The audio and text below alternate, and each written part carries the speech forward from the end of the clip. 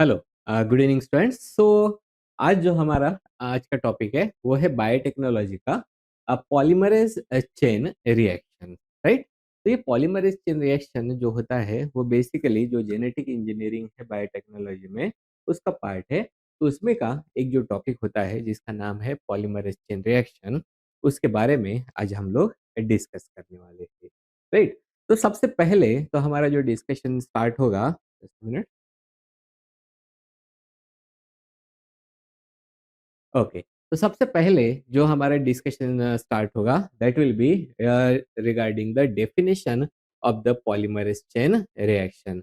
ये polymerase chain reaction क्या होता है? तो अगर हम लोग देखेंगे as its name indicate, polymerase and chain reaction मतलब ये चेन रिएक्शन रहेगी जिसमें एक जो सेगमेंट होता है उसका कंटिन्यूअस पॉलीमराइजेशन मतलब उसके डुप्लीकेट जो कॉपीज होते हैं वो बनते जाएँगे। That will be simply called as the polymerase chain reaction. तो अगर हम लोग उसका सिस्टमैटिकली डेफिनेशन देखेंगे तो पॉलीमरेज़ चेन रिएक्शन होता क्या है? ये जो होता है वो एक एम्प्लीफिकेशन टेक्निक होता है या फिर एम्प्लीफिकेशन मेथड होता है जिसमें हम लोग जो एक पर्टिकुलर सेगमेंट होता है डीएनए का उसको एम्प्लीफाई करते हैं। दैट मीन्स उसको हम लोग रेप्लिकेट करते जाते हैं। That is called as the polymerase chain reaction. So in basically, what is polymerase chain reaction? It is a cell-free DNA amplification technique. तो ये टेक्निक में जब हम लोग बात करते हैं पॉलीमराइजेशन की, तो इसमें जनरेट होते हैं large quantities of the specific DNA के फ्रेगमेंट्स जो होते हैं वो जनरेट होते हैं। और उसके वजह से फिर यहाँ पे जो millions and billions of the identical जो हमारे डीएनए के कॉपीज बनते हैं वो भी इन विट्रो।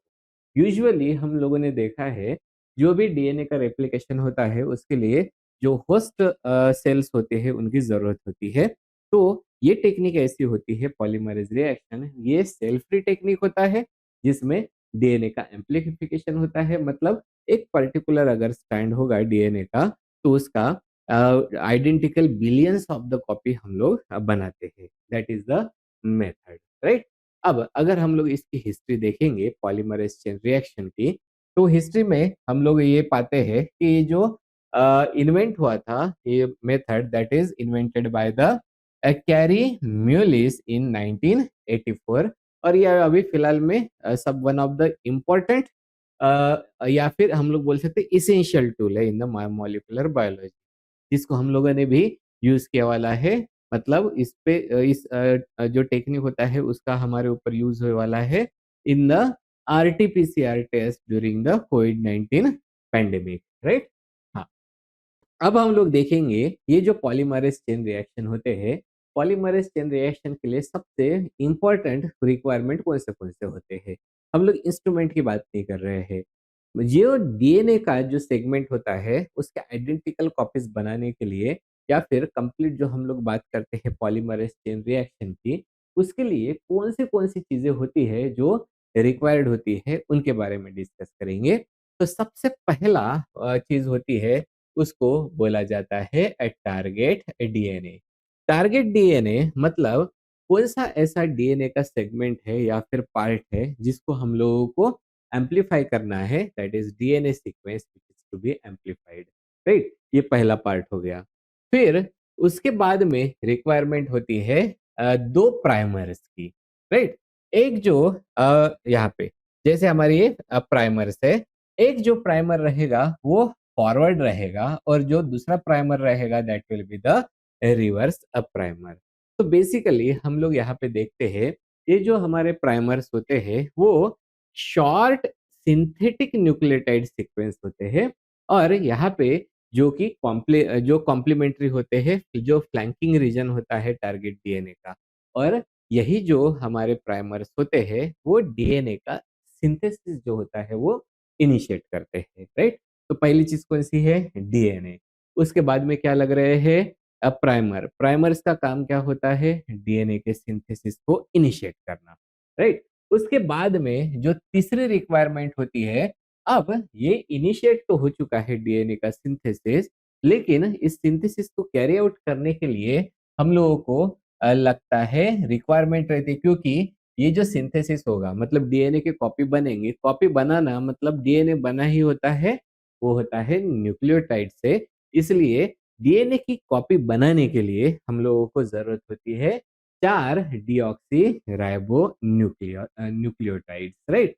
तो ये हमारे डीऑक्सी राइबो न्यूक्लियोटाइड्स हो गए हैं, जिनमें आते हैं this is the uh, deoxy ATP, right? Then deoxy CTP, जिसको हम लोग नाम देते हैं A, C, G and T. Okay, तो हम लोग आरएनए नहीं बना रहे हैं, नहीं तो फिर यू आ जाता था।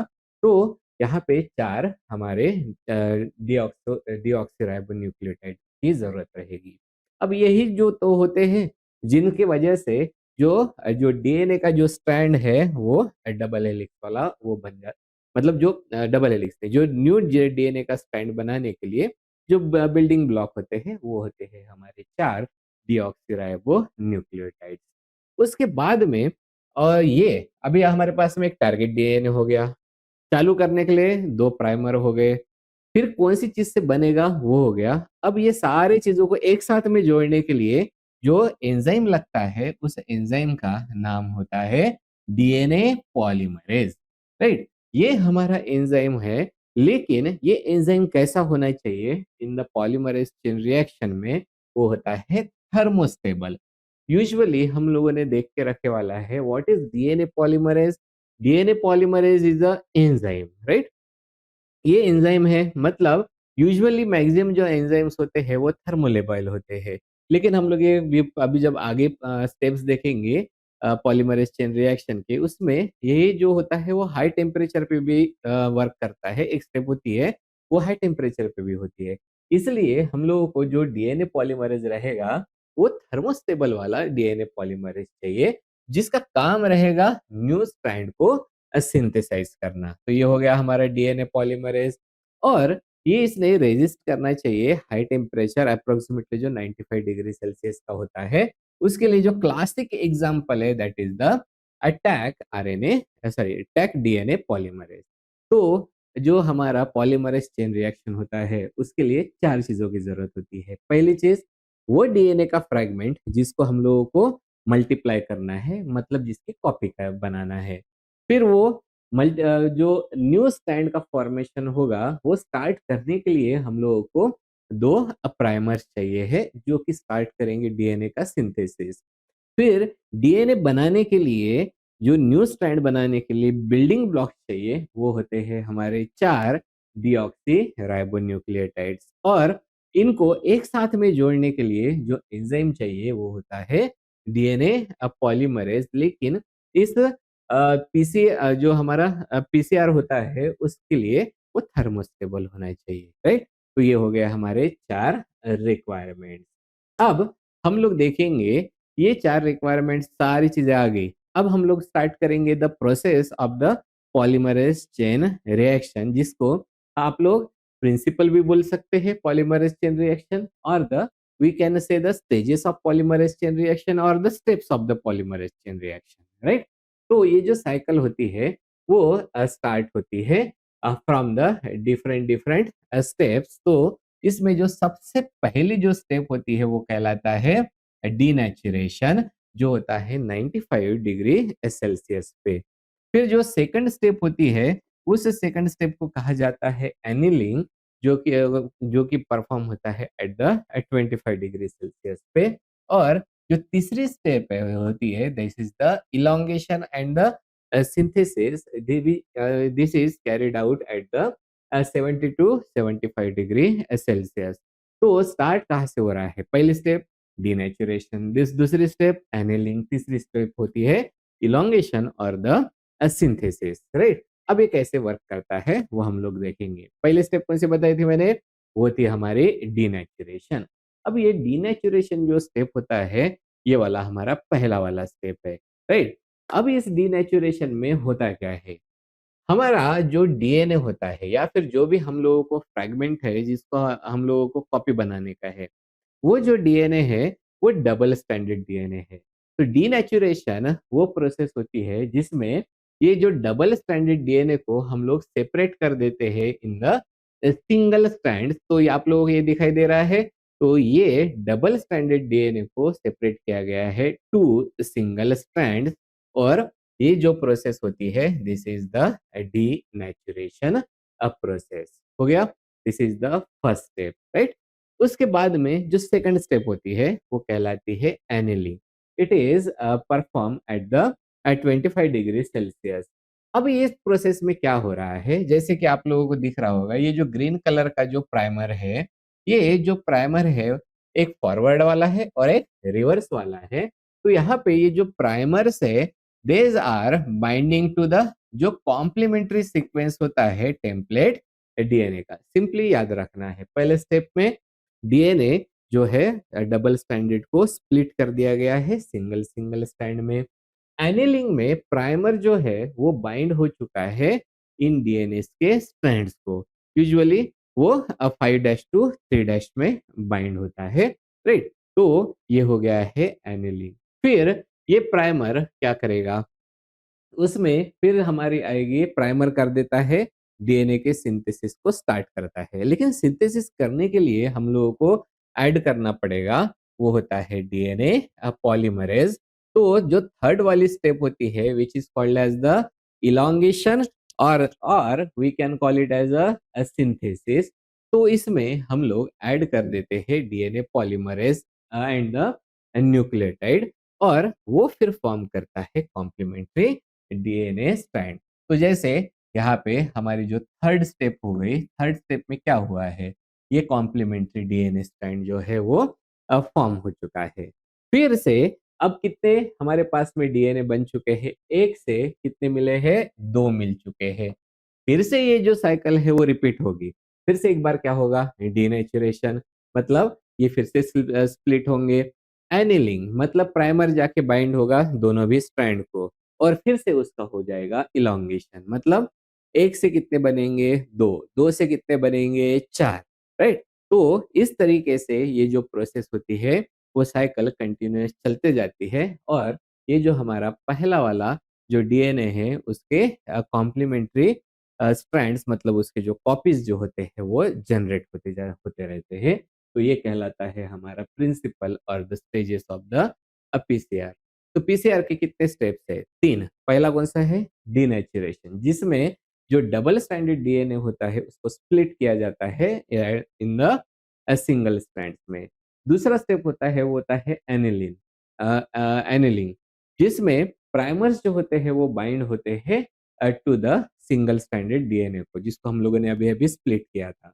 और तीसरा होता है वो इलॉन्गेशन और द सिंथेसिस। तो इसमें जो डीएनए पॉलीमरेज होता है वो न्यूक्लियोटाइड्स का यूज करके बना देता है complementary strand of the DNA. मतलब कितने कॉपीज बन चुके हैं, एक डीएनए के दो कॉपीज बन चुके हैं, और ये साइकिल अभी कंटिन्यूअस चलती जाएगी।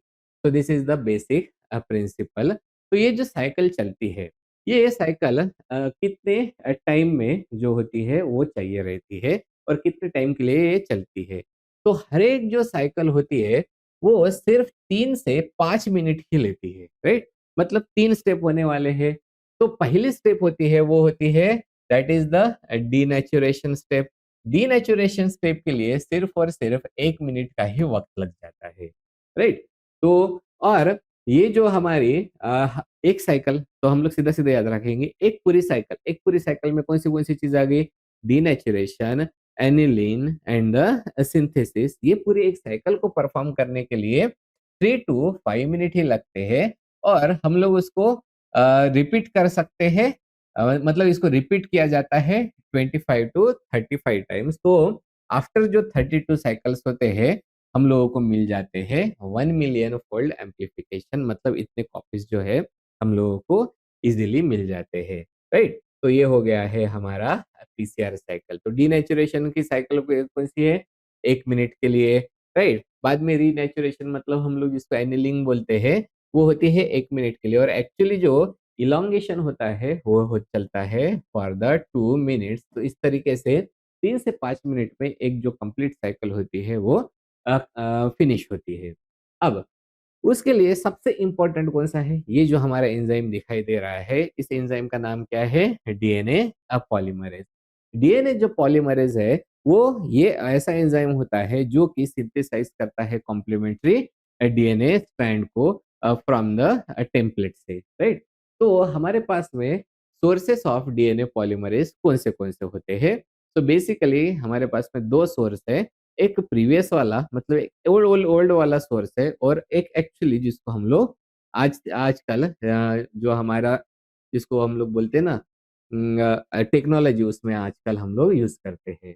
तो सबसे पहला अगर हम लोग ओरिजिनल पीसीआर टेक्निक देखते हैं तो उसमें जो फ्रैगमेंट था वो था clean of fragment of the E coli DNA polymerase मतलब जो ई कोलाई का डीएनए पॉलीमरेज़ था, उसका एक फ्रैगमेंट था, उसको बोला जाता है क्लीन ऑफ फ्रैगमेंट। इसको यूज़ करते हैं किया जाता था in the original PCR technique में। लेकिन ये जो है वो डीनेचर हो जाता है at the high temperature, right? इसलिए एवरी टाइम फिर नया जो एंजाइम होता है उसको ऐड करना पड़ता है आफ्टर द ईच साइकिल। ये उसका प्रॉब्लम था। इसलिए फिर हम लोग अभी जो यूज़ करते हैं वो होता है टैग डीएनए पॉलीमरेज़। अब ये जो हमारा टैग डीएनए पॉलीमरेज़ होता है वो उसका सोर्स क्या होता है? तो हम लोगों को ये मिलता है फ्रॉम द जो थर्मोफिलिक बैक्टीरिया होता है जिसका नाम है थर्मस एक्वाटिकस। ये बैक्टीरिया से हम लोगों को मिलता है अटैक डीएनए पॉलीमरेज़। तो DNA polymerase attack DNA polymerase का सोर्स कौन-सा है? तो वो होता है थर्मस एक्वाटिकस और ये जो है टैग डीएनए पॉलीमरेज़ ये हीट स्टेबल एंजाइम है। साथ में ही हीट स्टेबल है जिसके वजह से हाई टेम्परेचर पे ये डीनेचर्ड नहीं होता है, राइट? इसलिए एवरी साइकिल के बाद में हम लोगों को ये जो एंजाइम है वो फ्रेशली ऐड करने की ज़रूरत नहीं है, जिसकी वजह से फिर जो हमारा पीसीआर है वो मोर एफिशिएंट एंड प्रैक्टिकल हो जाता है। ओके, ये हो गया है रिगार्डिंग द पीसीआर। अब हम लोग यहाँ पे देखेंगे कौन से ऐसे फैक्टर्स होते हैं जिनको जो कि अफेक्ट करते हैं और we can say the factors for the optimal PCR. Optimal PCR के लिए कौन से फैक्टर्स होते हैं इनके बारे में हम लोग डिस्कस करेंगे। तो अगर हम लोग सबसे पहले बात करेंगे वो होती है प्राइमर्स की। तो प्राइमर्स वो हम लोग यूज करेंगे यूजुअली जो प्राइमर्स हम लोग यूज करते हैं पीसीआर में तो उसकी जो आइडियल लेंथ होती है वो होती है 10 टू 30 न्यूक्लियोटाइड्स की लेंथ होती है और जिसमें कोई भी सेकेंडरी स्ट्रक्चर नहीं होते हैं या फिर कोई भी कॉम्प्लीमेंट्री नहीं होते हैं बिटवीन द प्राइमर्स ताकि प्राइमर एंड डाइमर का फॉर्मेशन हो जाए और फिर कॉम्प्लीमेंट्री स्ट्रैंड बनना बंद हो जाएगा उसकी वजह से, राइट? तो ये हो गया प्राइमर की रिक्वायरमेंट। दूसरी रिक्वायरमेंट होती है वो होती है requirement of the DNA polymerase की। तो इसमें हम लोग प्रेफर करते हैं अटैक डीएनए पॉलीमरेज को और हम लोग यहाँ पे ये जो डीएनए पॉलीमरेज होता है वो हॉट स्टार्ट हम लोग जो पीसीआर होता है वो रिड्यूस करता है नॉन स्पेसिफिक एम्प्लीफिकेशन को। फिर तीसरा जो फैक्टर आता है वो होता है regarding the target DNA. Target DNA में हम लोग देख पाते हैं अगर शॉर्ट शॉर्ट फ्रैगमेंट्स रहे मतलब छोटे छोटे फ्रैगमेंट्स रहे वो इफिशिएंटली एम्पलीफाई हो जाते हैं पर लेकिन आजकल जो पीसीआर है मतलब काफी इफिशिएंट पीसीआर है तो उसमें हम लोग जो 10 जो केबी के फ्रैगमेंट्स होते हैं उनका भी एम्पलीफिकेशन पॉसिबल होता है, राइट? फिर हम लोग ऐड करते हैं प्रोमोटर्स एंड द इनिबिटर्स। ये बहुत ही इंपॉर्टेंट पॉइंट है वो याद रखना है आप लोगों को। तो ये जो प्रोमोटर्स होते हैं, प्रोमोटर्स का काम क्या रहेगा? ये जो पीसीआर के टेक्निक्स होते हैं, उनको मोर एफिशिएंट बनाना। तो क्लासिक जो एग्ज़ाम्पल है, वो होता है बोविन सीरम एल्ब्यूमिन। तो ये जो बोविन सीरम एल्ब्यूमिन होता है, वो प्रमोट करता है पीसीआर को। वैसे इन्हिबिटर भी होते हैं, जो कि इन्हिबिट करते हैं पीसीआर को। फॉर एग्ज़ाम्पल जो ह्यूमिक एसिड होता है, वो इन्हिबिट करता है पीसीआर को। तो बेटा 2 चीज़ें याद रखने की, कौन-सी है? एक होते हैं प्रमोटर्स और दूसरे होते हैं इन्हिबिटर। प्रमोटर में कौन आता है? बोविन सीरम एल्ब्यूमिन, वो हो गया है प्रमोटर जो कि जो पीसीआर की एफिशिएंसी है उसको इंक्रीज कर देगा। लेकिन जो ह्यूमिक एसिड होता है वो इनहिबिट करता है पीसीआर को। So these are the factors which are factors for the optimal PCR. अब ये जो हम लोगों ने प्रोसेस देखी वाली है पीसीआर की, ये नॉर्मल और जनरल प्रोसेस होता है पीसीआर का।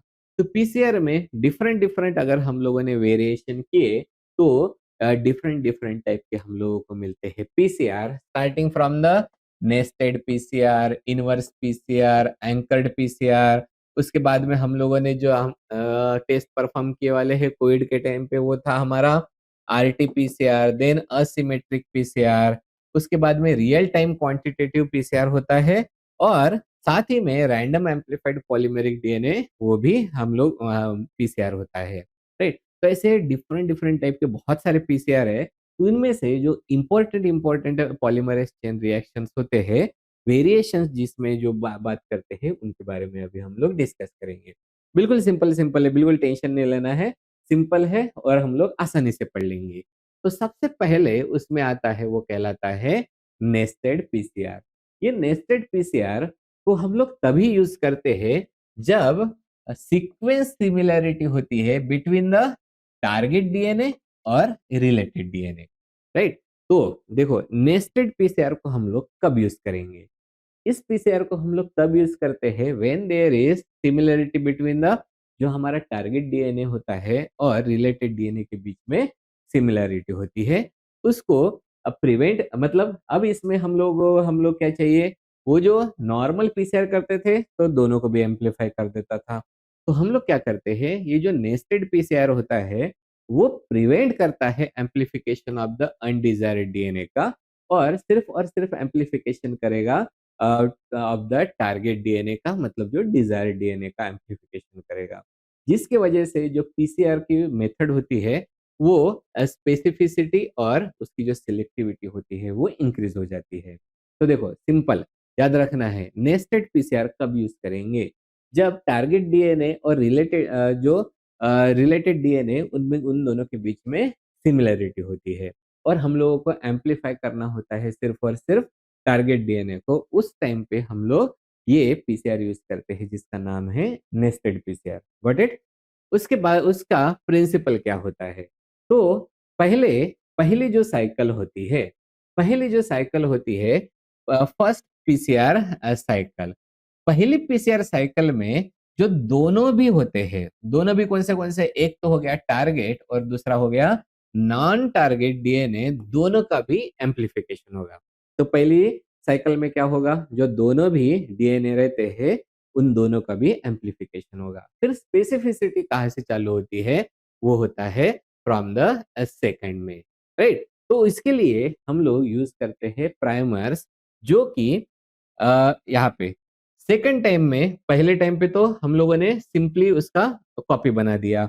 उसके बाद में हम लोग जो सेकंड सेट ऑफ इंटरनल या फिर नेस्टेड प्राइमर को हम लोग यूज करेंगे। ओके, तो जैसे ये हो गए हमारे नेस्टेड प्राइमर।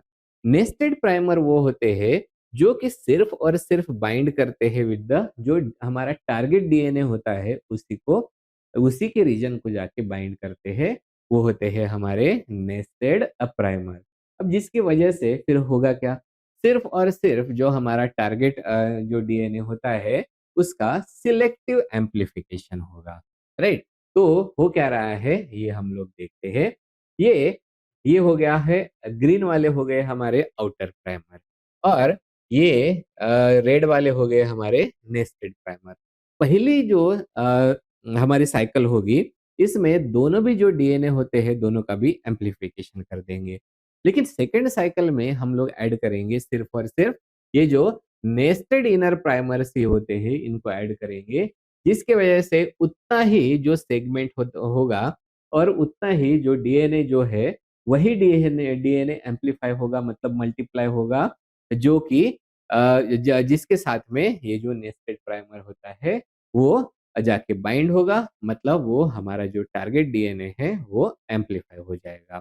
तो इसका रिजल्ट क्या होता है, there will be higher specificity and reduce non specificity. तो अगर मैं आपको सिंपल लैंग्वेज में बताऊं, नेस्टेड जो पीसीआर है वो क्या होता है। तो सिंपल लैंग्वेज में क्या है ये, अगर दो अगर हमारे पास में एक टारगेट डीएनए है जिसको एम्पलीफाई करना है, लेकिन साथ में उसके रिलेटेड डीएनए भी है, तो दोनों ऐसी कंडीशन में हम लोग यूज करते हैं नेस्टेड पीसीआर। तो पहले स्टेप में क्या होगा, दोनों का भी हम लोग एक एक कॉपी बना लेते हैं, लेकिन सेकंड स्टेज में हम लोग ऐड करते हैं नेस्टेड प्राइमर, जो कि सिर्फ बाइंड होता है टारगेट डीएनए के साथ में, इसलिए सिर्फ और सिर्फ टारगेट डीएनए का एम्पलीफिकेशन होगा, राइट। तो ये कहलाता है हमारा नेस्टेड पीसीआर। अब नेस्टेड पीसीआर का अगर हम लोग एप्लीकेशन देखेंगे, तो वो हम लोग यूज करते हैं for the detection of the Bartonella, या फिर जो रिकेट्सिया होता है, राइट। और we can use them for the detection of the enterovirus या फिर हर्पिस वायरस, और detection of the tuberculosis in the sputum, इसके लिए भी हम लोग यूज करते हैं। वो हो गया पहला, that is nested PCR. Second होता है, वो होता है इनवर्स पीसीआर। इनवर्स पीसीआर कब परफॉर्म किया जाता है वो हम लोग देखेंगे, राइट। अगर हम लोगों को एम्पलीफाई करना है, राइट, सो इनवर्स पीसीआर का पर्पस होता है, it amplifies the unknown DNA sequence जो कि फ्लैंक करता है नोन रीजन को। फॉर एग्जांपल, ये जो हम लोगों को ग्रे कलर का दिख रहा है, ये वाला हो गया है नोन डीएनए सीक्वेंस। उसके दोनों भी साइड में पार्ट है, वो है अननोन डीएनए सीक्वेंस का। तो अ, अगर इसको एम्पलीफाई करना है तो उसके लिए हम लोग यूज करते हैं इनवर्स पीसीआर, राइट। तो यहाँ पे हम लोग देख पाते हैं कि अगर नॉन डीएनए सीक्वेंस है तो उसको तो हम लोग इजीली एम्पलीफाई कर पाते हैं, लेकिन ये अननोन अगर डीएनए सीक्वेंस है तो उसको एम्पलीफाई करना मुश्किल होता है। तो उसके लिए फिर हम लोग यूज करते हैं, वो टेक्निक होती है इनवर्स पीसीआर टेक्निक। तो इसकी प्रोसेस क्या होती है, तो इसके लिए हम लोग क्या करते हैं, पहला जो स्टेप होता है वो स्टेप होता है रेस्ट्रिक्शन एंजाइम क्लीवेज। मतलब हम लोग क्या करेंगे, जो हमारा नॉन डीएनए है, मतलब जो नॉन डीएनए सीक्वेंस होता है, उसके दोनों साइड में जो अननोन डीएनए होता है, राइट। तो ये हो गया नॉन डीएनए, उसके दोनों साइड में ये अननोन डीएनए है, इसको हम लोग कट कर लेंगे। तो we will cut the unknown DNA on the either side of the known DNA, got it. उसके बाद में जिसमें जो नॉन सीक्वेंस होता है उसको इंटैक्ट रखा जाता है। तो कट किया, हम लोगों को ये मिल चुका है। तो हमारे पास में कौन सा आ गया है, या ये हो गया है, कट लगा दिया। तो हमारे पास में क्या आ गया, non DNA sequence with the unknown जो उनके साइड्स है, राइट। उसके बाद में जो प्रोसेस होती है वो कहलाती है सर्कुलराइजेशन। सर्कुलराइजेशन में ये जो सिंगल स्टेट था उसको ज्वाइन किया जाएगा इन द सर्कल। मतलब ये जो डीएनए फ्रैगमेंट्स होते हैं उनको हम लोग इन्वर्ट करेंगे और लाइगेट कर देंगे by using the DNA ligase. तो क्योंकि चिपकाने के लिए कौन चाहिए है उनको, वो होता है डीएनए लाइगेज चाहिए। तो स्ट्रेट वाले को क्या कर दिया गया है, अभी जोड़ के सर्कुलर बना दिया गया, राइट। फिर आता है, वो होता है सेकंड क्लीवेज, राइट। तो ये जो सर्कुलर डीएनए होता है उसको कट करते हैं with in the known sequence, right. तो अब यहाँ पे ये जो हमारा सर्कुलर डीएनए है उसको कहाँ पे जाके कट किया, टू द नोन सीक्वेंस, और उसके बाद में फिर पीसीआर का एम्पलीफिकेशन किया। अब यहाँ पे जो प्राइमर्स होते हैं वो फेस करेंगे आउटवर्ड, और अननोन रीजन अब यहाँ पे रहेगा between the unknown DNA sequence. तो अगर हम लोगों ने सॉरी नोन जो अननोन रीजन रहे है जो है, बिल्कुल सही बोला था, जो अननोन रीजन जो है वो रहेगा बिटवीन द नोन रीजन। फिर हम लोग एम्पलीफिकेशन जो है वो स्टार्ट कर देंगे from the known DNA sequences से, राइट। तो हम लोग यहाँ पे देखते हैं ये जो प्राइमर होते हैं वो एम्पलीफाई करेंगे outward from the known sequence, right, to identify the unknown, right. तो ये हो गया हमारा सेकंड वन। फिर तीसरा जो आता है वो कहलाता है एंकर्ड पीसीआर। अब ये एंकर्ड पीसीआर क्या होता है, तो एंकर्ड पीसीआर का पर्पस ये होता है, यहाँ पे हम लोग जो शॉर्ट नोन न्यूक्लियोटाइड सीक्वेंस होते हैं उसको अटैच कर देते हैं to the target DNA, right? अब हम लोग यहाँ पे क्या क्या बोल रहे हैं कि एंकर्ड एंकर्ड मतलब किसी के साथ में जोड़ देना। किसको किसके साथ में जोड़ेंगे? जो हमारा अननोन जो डीएनए सीक्वेंस होता है उसके साथ में हम लोग जोड़ देते हैं जो नॉन न्यूक्लियोटाइड का सीक्वेंस होता है उसको हम लोग जोड़ देंगे, राइट? अब ये जो होता है वो नॉन जो हमारा सीक्वेंस रहेगा वो एक्ट करेगा as a anchor for the primer binding, right? तो इसके लिए इसको हम लोग तब यूज करते हैं जब जो फ्लैंकिंग सीक्वेंस होता है टारगेट डीएनए का वो अननोन होता है। सिंपल लैंग्वेज में अगर ये हमारा डीएनए का एक पार्ट है, यहाँ पे प्राइमर कौन सा लगाने का वही तो हम लोगों को नहीं पता है, राइट? अगर नहीं पता है, अननोन है, तो क्या करेंगे हम लोग इसके साथ में हम लोग यहाँ पे जोड़ देंगे नोन वाला। तो यहाँ पे क्या लगा देंगे? प्राइमर लगा देंगे, फिर ये सीधा-सीधा एम्प्लीफाई करना स्टार्ट कर देगा। तो ये कहलाता है हमारा एंकर्ड पीसीआर, राइट? तो अब इसका प्रोसेस अगर हम लोग देखेंगे, तो पहली स्टेप होती है वो कहलाती है एंकरिंग। मतलब जो हमारा टारगेट डीएनए होता है, उस टारगेट डीएनए के साथ में हम लोग अटैच कर देते हैं नॉन न्यूक्लियोटाइड के सीक्वेंस को। तो जैसे हम लोग बात कर रहे हैं ये हमारा जो प्राइमर है, राइट? तो यहाँ पे हम लोग क्या करते हैं ये जैसे नॉन न्यूक्लियोटाइड का सीक्वेंस है, फॉर एग्जांपल जैसे पॉली जी टेल होती है उसको अटैच कर देते हैं विद द टारगेट डीएनए के साथ में। फिर प्राइमर का बाइंडिंग होगा second that is called as the annealing. Annealing में जो प्राइमर रहेगा वो कॉम्प्लीमेंट्री प्राइमर रहेगा, ऑलरेडी पता है। तो ये हमारा पॉली जी के लिए जो प्राइमर है वो हम लोग यहाँ पे अटैच कर देते हैं, राइट? जो कि बाइंड कर देगा एंकर के साथ में। और फिर आती है हमारी अडेप्टर स्ट्रेटेजी। तो हम लोग क्या करते हैं, यहाँ पे अटैच कर देते हैं adapters with the known sequence, उसको अटैच कर सकते हैं और उसके लिए हम लोग स्पेसिफिक प्राइमर भी है उनको भी यूज कर सकते हैं। तो इस एंकर पीसीआर की वजह से फायदा क्या होता है? तो हम लोग जो अननोन जो सीक्वेंस होता है डीएनए का उसको भी हम लोग एम्पलीफाई कर सकते हैं बाय जॉइनिंग द नोन टुकड़ा लगाएंगे, उसके ऊपर प्राइमर लगाएंगे और ये फिर अच्छे इसको एम्पलीफाई कर देगा, राइट? तो ये कहलाता है हमारा एंकर्ड पीसीआर। उसके बाद में जो फोर्थ वाला हम लोगों ने कोविड के टाइम पे जो टेस्ट परफॉर्म किए थे जिसका नाम था आरटीपीसीआर। आरटीपीसीआर का जो फुल नाम होता है वो होता है रिवर्स ट्रांसक्रिप्शन पीसीआर, राइट? तो what is transcription? DNA to RNA is called as transcription. And what is reverse transcription? तो आरएनए से डीएनए जो बनता है उस प्रोसेस को हम लोग बोलते हैं रिवर्स ट्रांसक्रिप्शन। मतलब ये जो आरटीपीसीआर है उसको हम लोग यूज करने वाले हैं for the amplification of the RNA molecule. लेकिन उसको बनाने के लिए, एम्प्लीफाई करने के लिए सबसे पहले आरएनए के जो सेगमेंट होते हैं उसको कन्वर्ट करना पड़ेगा कॉम्प्लीमेंट्री डीएनए में, राइट?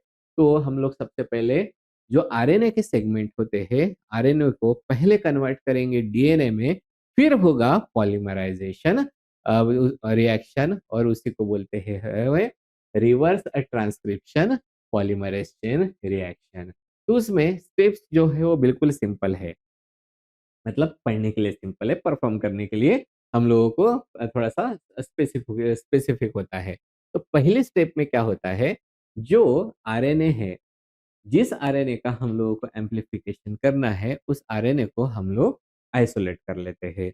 उसके बाद में जो एंजाइम है उस एंजाइम का नाम है रिवर्स ट्रांसक्रिप्टेज। रिवर्स ट्रांसक्रिप्टेज जो होता है वो कन्वर्ट कर देता है एमआरएनए को इनटू द कॉम्प्लीमेंट्री डीएनए में। तो आरएनए को डीएनए में कन्वर्ट करने वाले एंजाइम का नाम क्या है? वो है रिवर्स ट्रांसक्रिप्टेज। उसके बाद में फिर ये जो हम लोगों को कॉम्प्लीमेंट्री डीएनए मिले वाला है उसको हम लोग सिंपली हमारे नॉर्मल जो प्रोसेस होती है पीसीआर की उससे हम लोग एम्पलीफाई कर देते हैं। तो पहले कौन था हमारा? आरएनए। आरएनए का आरएनए को यहाँ पे हम लोगों ने यूज किया रिवर्स ट्रांसक्रिप्शन और रिवर्स ट्रांसक्रिप्टेज जिसकी वजह से बन गया कॉम्प्लीमेंट्री डीएनए। अभी simply PCR polymerase chain reaction को हम लोग यूज करेंगे और फिर यहाँ पे जो एम्प्लीफिकेशन होगा कॉम्प्लीमेंट्री डीएनए का। तो यहाँ पे जो प्राइमर्स हम लोग यूज करते हैं for the synthesis of the complementary DNA, वो होते हैं रैंडम प्राइमर्स या फिर ऑलिगो डीटी प्राइमर या फिर सीक्वेंस जो स्पेसिफिक जो प्राइमर्स होते हैं वो भी हम लोग यूज कर सकते हैं। आरटीपीसीआर अगर हम लोग देखेंगे तो बेसिक में अगर जाके देखते हैं तो आरटीपीसीआर के दो टाइप्स होते हैं।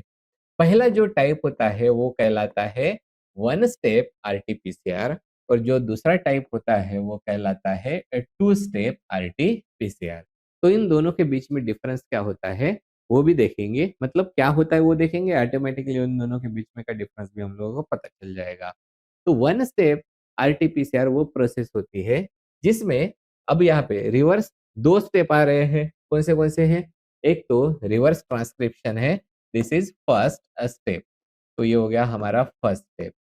और जो पीसी पॉलीमरेज चेन रिएक्शन हो गया, ये हो गया हमारा सेकंड स्टेप। तो one step and two step reaction क्या होते हैं? तो यहाँ पे जो पहली स्टेप है वो होती है रिवर्स ट्रांसक्रिप्शन और जो दूसरी स्टेप होती है पॉलीमरेज चेन रिएक्शन। ये ऑकर होते हैं सेम ट्यूब में, उसको हम लोग बोलते हैं वन स्टेप आरटीपीसीआर। लेकिन टू स्टेप आरटीपीसीआर क्या होता है? जिसमें reverse transcription and polymerase chain reaction जो परफॉर्म किए जाते हैं in the two different different tubes, उनको हम लोग बोलते हैं टू स्टेप्स आरटीपीसीआर। अगर रिएक्शन का सेटअप देखेंगे तो या अगर अभी ये वन स्टेप है, मतलब इसके लिए क्या लगेगा हम लोगों को? सिंगल रिएक्शन मिक्सचर लगेगा। यहाँ पे दो अलग अलग ट्यूब्स में परफॉर्म किया जाता है, इसलिए दो अलग सेपरेट रिएक्शन के सेटअप लगेंगे, राइट। अभी अगर हम लोग यहाँ पे देखेंगे फ्लेक्सिबिलिटी, तो ये जो वन स्टेप आरटीपीसीआर होता है वो लेस फ्लेक्सिबल होता है और two step RTPCR more flexible होता है। और यहाँ पे हम लोग देखेंगे यूज ऑफ द डीएनए। तो यहाँ पे जो कॉम्प्लीमेंट्री डीएनए है वन स्टेप आरटीपीसीआर में, उसको हम लोग इमिडिएटली यूज करते हैं कर सकते हैं इन द सेम रिएक्शन। लेकिन टू टू स्टेप में क्या होगा? पहले कौन बनेगा? कॉम्प्लीमेंट्री डीएनए है वो बन जाएगा, फिर उसको हम लोग यूज करेंगे सेकंड ट्यूब में ऐड करके, मतलब हम लोग उसको यूज कर सकते हैं फॉर द मल्टीपल पीसीआर में यूज कर सकते हैं। तो वन स्टेप पीसीआर जो है उसकी सेंसिटिविटी मॉडरेट होती है और टू स्टेप जो आरटीपीसीआर होता है उसकी सेंसिटिविटी हायर होती है, राइट। वन स्टेप को हम लोग रैपिड डायग्नोसिस में यूज करते हैं और टू स्टेप आरटीपीसीआर को हम लोग यूज करते हैं द जीन एक्सप्रेशन में। तो ये हो गया है हमारा method which is called as RTPCR. Next जो मेथड होता है पॉलीमरेज चेन रिएक्शन का या फिर वेरिएशन है वो होगा हमारा असिमेट्रिक पीसीआर।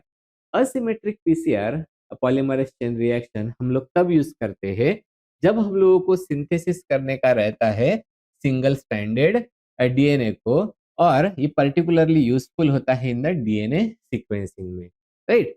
तो इसका मेथड क्या होगा? तो हम लोग यहाँ पे क्या करते हैं, हमारे पास में दो प्राइमर्स होते हैं, एक फॉरवर्ड और एक रिवर्स वाला।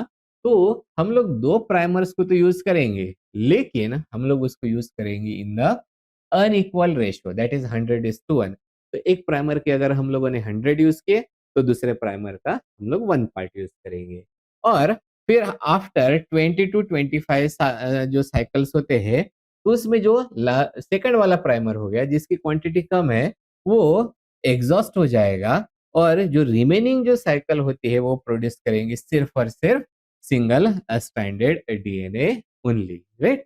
तो जिसके वजह से हम लोग ये जो असिमेट्रिक पीसीआर होता है उसको यूज कर सकते हैं। तो असिमेट्रिक पीसीआर हम लोग किसके लिए यूज करेंगे? For the synthesis of the single stranded DNA. तो हम लोग क्या करेंगे, दोनों भी प्राइमर ऐड करेंगे, एक फॉरवर्ड में जाएगा और एक रिवर्स में जाएगा। तो जो कम रहेगा वो कम वाला प्राइमर है वो खत्म हो जाएगा कुछ साइकिल्स के बाद में, फिर और सिर्फ कौन सा बचेगा? वही प्राइमर बचेगा जिसकी क्वांटिटी ज्यादा है, राइट। फॉर एग्जाम्पल हमारे पास में ये ब्लू वाला ज्यादा वाला प्राइमर है और ये जो रेड वाला है वो लिमिटिंग प्राइमर है। मतलब ये अगर 100 इसके अगर 100 पार्ट लिए तो इसके हम लोग सिर्फ 1 पार्ट लेंगे। तो क्या बनेगा? स्टार्टिंग में डबल स्ट्रैंडेड डीएनए बनेगा क्योंकि ये दोनों भी प्राइमर रहेंगे। फिर लेकिन कुछ साइकिल्स के बाद में ये जो लिमिटिंग प्राइमर होता है वो खत्म हो जाएगा और सिर्फ क्या बनेंगे? टारगेटेड सिंगल स्ट्रैंडेड डीएनए होते हैं। तो अगर हम लोगों को सिलेक्टिव सिंगल स्ट्रैंडेड डीएनए को जनरेट करना है तो उसके लिए हम लोग यूज़ कर सकते हैं असिमेट्रिक पॉलीमरेज़ चेन रिएक्शन। उसके बाद में नेक्स्ट जो होता है वो कहलाता है रियल टाइम क्वांटिटेटिव पीसीआर। तो ये जो हमारा रियल टाइम क्वांटिटेटिव पीसीआर होता है, इसमें हम लोग मेज़र रियल टाइम का मतलब क्या होता है? तभी के तभी, साथ-साथ में, राइट? तो इसमें हम लोग मेज़र कर सकते हैं पीसीआर के प्रोडक्ट को जो कि मतलब जो पीसीआर के प्रोडक्ट एक्यूमुलेट हो रहे हैं, इनको रियल टाइम में सीधा हम लोग क्या बोलेंगे लाइव, राइट? तो रियल टाइम जो क्वांटिटी है, वो इसको हम लोग मेज़र कर पाते हैं। जैसे-जैसे पॉलीमराइज़ेशन होता रहेगा, वैसे-वैसे हम लोगों को जो पीसीआर के प्रोडक्ट का एक्यूमुलेशन होता है, उनकी क्वांटिटी के बारे में पता चलता जाएगा। तो हम लोग उसको यूज़ करते हैं for the quantitative analysis of the gene expression. और उस वो प्रोसेस क्या होती है? बिल्कुल सिंपल प्रोसेस है। इसमें हम लोग सिंपली क्या करते हैं, ये जो फ्लोरोफोर होते हैं, मतलब जिसमें हम लोग सिंपली वो सब्सटेंसेस होते हैं जिसको हम लोग फ्लोरेसेंट डाई होते हैं, इन फ्लोरेसेंट डाइज़ को ऐड करते हैं। ये भी याद रखना है कौन से डाइज़ होते हैं। एक होती है इथिडियम ब्रोमाइड और दूसरा होता है SYBR ग्रीन। तो हम लोग इसमें किसको ऐड करेंगे? फ्लोरेसेंट डाइज़ को। जो ये डाई है वो बाइंड हो जाती है हमारे डबल स्ट्रैंडेड डीएनए को, ओके? और उसके बाद में क्या होगा? यहाँ पे जो भी फ्लोरेसेंस आएगा क्योंकि फ्लोरेसेंट का मतलब क्या होता है? जो लाइट को एब्ज़ॉर्ब करते हैं, जैसे फ्लोरोफोर। फ्लोरोफोर वो मटेरियल्स होते हैं जो लाइट को एब्ज़ॉर्ब करते हैं और उसके बाद में लॉन्ग वेवलेंथ के लाइट को वो इमिट करना चालू कर देते हैं। उसको बोला जाता है फ्लोरोफोर और उसको वो सब्सटेंसेस होते हैं हमारे फ्लोरेसेंट डाई। तो फ्लोरेसेंट डाई ऐड करेंगे। डाई जाके बाइंड होता है to the double stranded DNA. अब जिसके जितना ज़्यादा ये जो डीएनए है वो सिंथेसाइज़ होगा, उतना ज़्यादा जो फ्लोरेसेंस है वो हम लोगों को मिलेगा, मतलब उतना ज़्यादा फ्लोरेसेंस है वो इमिट होगा और जितना ज़्यादा इमिशन होगा उतना सिग्नल पावरफुल डिटेक्ट होगा और फिर उतनी क्वांटिटी ज़्यादा रहेगी डीएनए के सिंथेसिस की, राइट? तो सिंपली फ्लोरेसेंट डाई जाता है, कहाँ पे जाके अटैच होता है डबल स्ट्रैंडेड डीएनए को।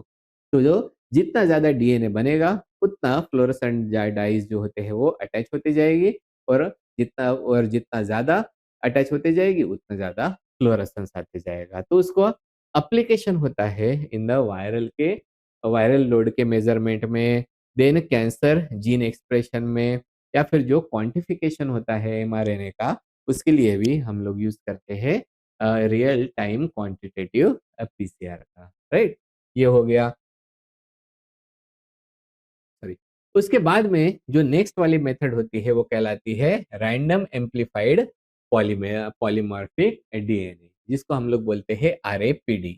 इसी को दूसरा नाम जो होता है वो कहलाता है आर्बिट्ररी प्राइम्ड पीसीआर। ओके, तो अगर आप लोगों को कभी आया तो आर्बिट्ररी प्राइम पीसीआर मतलब ही कौन होता है? Random amplified polymeric DNA PCR. तो इसमें होता क्या है, हम लोग यूज़ करते हैं शॉर्ट रैंडमली सिलेक्टेड ऑलिगोन्यूक्लियोटाइड के प्राइमर को, राइट? तो हम लोगों ने रैंडमली सिलेक्टेड प्राइमर्स को हम लोगों ने यूज़ किया है। ये जो प्राइमर्स होते हैं वो बाइंड होते हैं at the multiple sites, right? तो यहाँ पे जो डीएनए का टेम्पलेट होता है, यहाँ पे मल्टीपल साइट्स पे जाके हमारे जो प्राइमर्स है वो बाइंड हो जाते हैं। अब इसमें प्रिंसिपल क्या होता है? अगर हम लोग बात करते हैं सिंगल शॉर्ट प्राइमर को हम लोग यूज़ करते हैं एट द लो स्ट्रिंजेंसी। तो जो प्राइमर होता है वो बाइंड होता है to the many genomic locations, तो अलग-अलग लोकेशन पे ये जाके बाइंड हो चुका है। जिसके वजह से फिर जो मल्टीपल डीएनए के फ्रैगमेंट्स होते हैं वो एम्प्लीफाई होते हैं और यहाँ पे जो स्ट्रिंजेंसी होती है उसको हम लोग इंक्रीज करते हैं कर सकते हैं for the specificity in the latter cycle. तो इसका आउटकम क्या होता है? तो यहाँ पे जनरेट होते हैं जीनोम स्पेसिफिक बाइंडिंग पैटर्न्स, और जो डिफरेंट इंडिविजुअल्स होते हैं वो शो करेंगे डिफरेंट एम्प्लीफिकेशन पैटर्न। मतलब ये जो होते हैं वो रिप्रेजेंट करते हैं डीएनए पॉलीमॉर्फिज्म। इसलिए हम लोग इसको यूज करते हैं जो जेनेटिक आइडेंटिफिकेशन होता है प्लांट स्पेसीज का, उसके लिए यूज करते हैं। देन जीनोमिक फिंगरप्रिंटिंग के लिए, जेनेटिक मैप्स के लिए, या फिर कंपैरेटिव जीनोम एनालिसिस के लिए हम लोग यूज करते हैं। ये कहलाता है रैंडम एम्प्लीफाइड पॉलीमरेज डीएनए। तो ये तो हम लोगों ने कुछ पीसीआर देखे, लेकिन अगर हम लोग देखेंगे कि डिफरेंट डिफरेंट टाइप्स के पीसीआर अगर के बारे में बोला जाएगा, तो देर आर बहुत सारे टाइप्स ऑफ पीसीआर होते हैं। For example inverse PCR, multiple PCR, hot start PCR, nested, in situ, long, colony, real time PCR, touchdown, band slab, river, RTPCR, degenerate PCR, anchored PCR, asymmetric PCR, assembly, quantitative, methylation specific PCR, ligation mediated, allele specific PCR और digital PCR, overlapping जो extension PCR होता है, solid phase, mini primer, universally fast walking PCR, VNTR, ISSR, semi quantitative, differential display, reverse transcriptase PCR. ये हमारे अलग अलग different different type के जो है वो पीसीआर होते हैं। सबसे लास्ट वाला जो पार्ट होता है वो कहलाता है applications of the polymerase chain reaction. तो पॉलीमरेज चेन रिएक्शन को हम लोग कहाँ पे यूज करते हैं? तो पहला जो एप्लीकेशन होता है पीसीआर का, this we use for the forensic analysis के लिए, राइट। फॉरेंसिक एनालिसिस में जो माइन्यूट अगर छोटा भी डीएनए सैंपल होता है, उस डीएनए सैंपल का हम लोग एम्प्लीफिकेशन कर सकते हैं। फॉर एग्जांपल ब्लड, हेयर, कहीं कहीं से भी हो, बॉडी पार्ट से जो डीएनए होता है, और उसको फिर यूज किया जाता है for the DNA fingerprinting and the criminal identification के लिए। ये हो गया फॉरेंसिक एनालिसिस में पीसीआर का यूज। दूसरा होता है in the medical diagnosis. Medical diagnosis में जो प्रीनेटल टेस्टिंग होता है, जिसमें डिटेक्ट किए जाते हैं इनहेरिटेड जेनेटिक डिसऑर्डर्स, या फिर जो रिट्रोवायरल इन्फेक्शन जो डिटेक्शन होता है। मतलब हम लोग यहाँ पे जो वायरल डीएनए या फिर आरएनए होता है उनका भी आइडेंटिफिकेशन कर सकते हैं। कैंसर के डिटेक्शन में यूज कर सकते हैं, क्योंकि वहां पे हम लोग डिटेक्ट कर सकते हैं oncogenic mutation by using the PCR. और सेक्स डिटर्मिनेशन जो होता है इन एम्ब्रियो में, उसमें भी जो वाई क्रोमोसोम के मार्कर्स होते हैं उसको डिटेक्ट करने के लिए हम लोग पीसीआर जो टेक्निक होती है उसका यूज कर सकते हैं।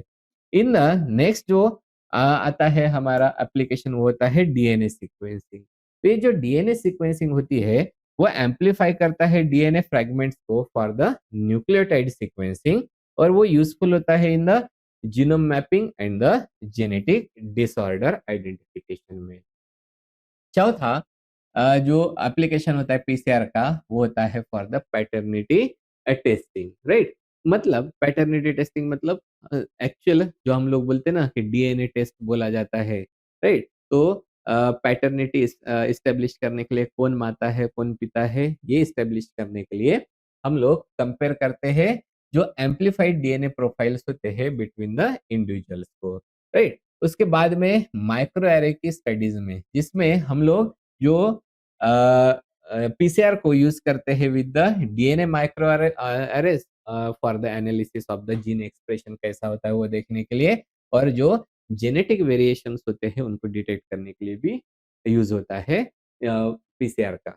और जो लास्ट एग्जाम जो हमारा, ऐसे तो बहुत सारे एप्लीकेशंस है, तो जो क्लोनिंग में भी हम लोग यूज करते हैं पीसीआर को। तो ये जो पीसीआर होता है वो एम्पलीफाई करता है स्पेसिफिक डीएनए डीएनए फ्रैगमेंट्स को, जिसको हम लोग मतलब इसको यूज करेंगे हम लोग रिकॉम्बिनेंट डीएनए टेक्नोलॉजी में एंड जीन क्लोनिंग के एक्सपेरिमेंट्स में, राइट। तो ये हो गया है हमारा पॉलीमरेज चेन रिएक्शन। तो पॉलीमरेज चेन रिएक्शन में हम लोगों ने क्या क्या देखा है, what is polymerase chain reaction, right.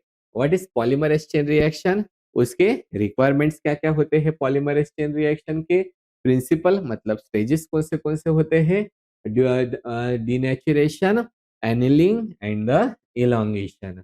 उसके बाद में एक पीसीआर की साइकिल के लिए कितना टाइम वक़्त लगता है, दैट इज़ 3 टू 5 मिनट्स लगते हैं।